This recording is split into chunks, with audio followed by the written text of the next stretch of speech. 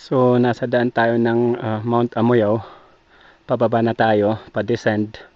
So nakikita nyo yung mossy forest nya.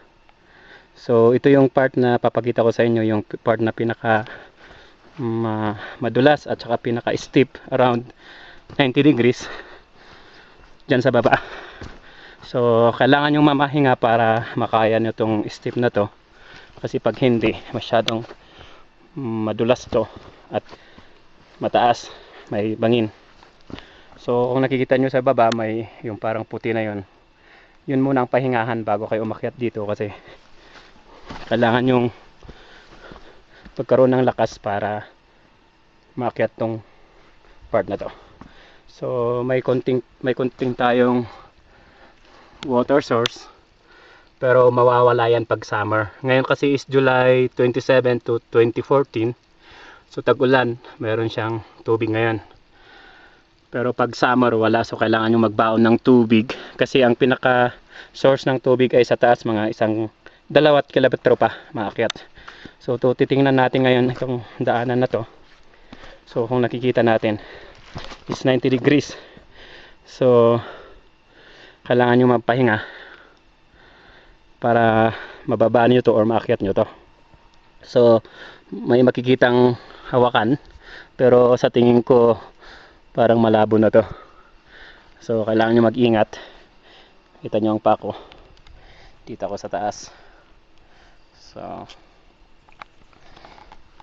kailangan nyo mag-ingat kasi madulas to, gawa sa mga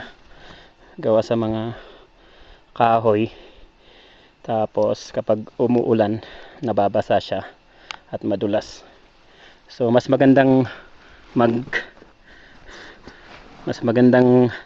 patipuwit or lahat ng paraan para makakapit kayo, gawin nyo, kasi may nagawang kapitan pero marupok to.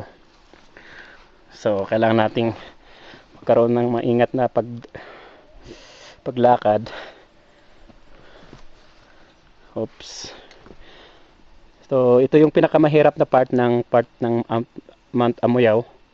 So sabi ng iba, makukuha mo to ng 4 hanggang 5 oras sa mga taga rito. Pero kung amateur hiker ka, mga 6 to 7 pwede ka na doon sa summit. So the best way para umakyat dito sa Mount Amoyaw is summer, para matanggal tong dulas ng mga daanan. So pag nakikita nyo to, kailangan yung humawak dito. Saka dahan-dahan. Siguro yung taga rito sanay na sila dito, pero kailangan talaga mag-ingat. Kasi kapag mahulog ka, dire-diretso ka sa baba. Mga 300 meters yan pababa. So pag makikita mo dito yung mga view sa baba, mga maliliit na bundok at mga mossy forest. So last part na to ng kapitan.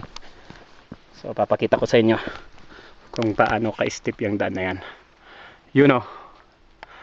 So bababa ako ngayon doon sa baba. So ito yung daanan pababa.